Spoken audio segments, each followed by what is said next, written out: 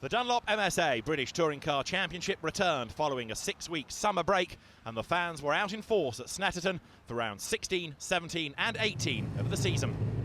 Sam Tordoff took a sensational pole position in qualifying ahead of teammate Jason Plato as the duo secured a second front row lockout of the campaign for MG.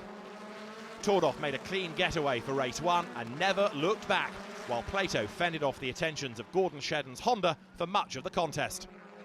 Behind the lead trio, the fast-charging Ford Focus of Aaron Smith tried to get around both Colin Turkington and Andrew Jordan for 4th place on the opening lap, but couldn't make the move stick.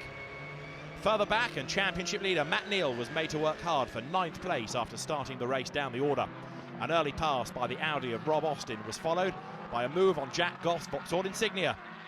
He briefly grabbed 8th late on after a stellar pass by Matt Jackson, but when the Honda ran wide on the exit of Williams, Jackson nipped back by to secure the position. The headlines, however, belong to maiden BTCC winner Tordoff, who won from Plato, while Shedden claimed the final podium position under pressure from both Turkington and Jordan. Race 2 proved to be an absolute thriller, which started with Jason Plato making a perfect getaway off the line, while Colin Turkington slotted in behind. Early mayhem descended among the Jack Sears Trophy runners when James Kay, David Nye and Liam Griffin made contact. A safety car period followed to remove the stricken Focus of Griffin, and then, incredibly, Plato slowed shortly after the restart. Turkington took over the lead while Andrew Jordan was busy making progress behind.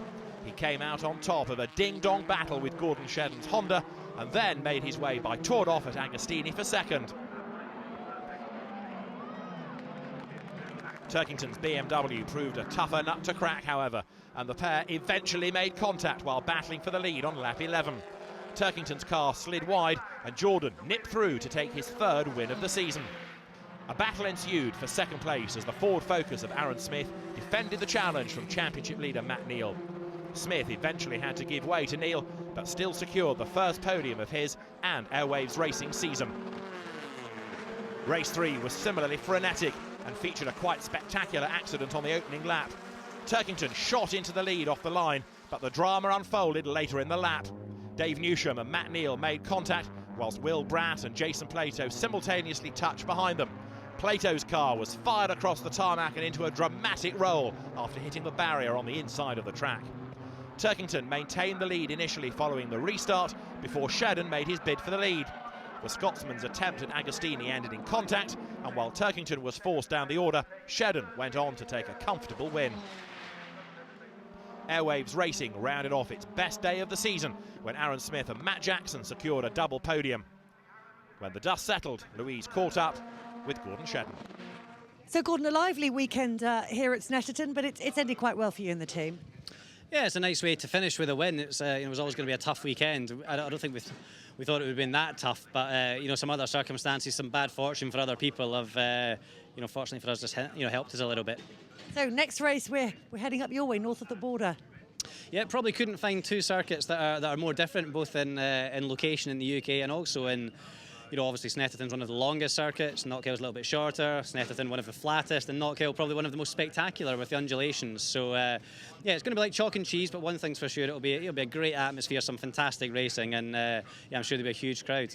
What is it about the configuration of the circuit at Knockhill that produces great racing? Because it always does, doesn't it? And it is just typical touring car racing. I think people like seeing the cars bouncing off the curbs and up in 2 wheels, and and also I think people can get very close to the action at Knockhill. It is an old school circuit. You can really you can hear the tyres squealing. You can smell the rubber burning, and you really are part of the event when you go to Knockhill. Which teams do you think are going to do well there?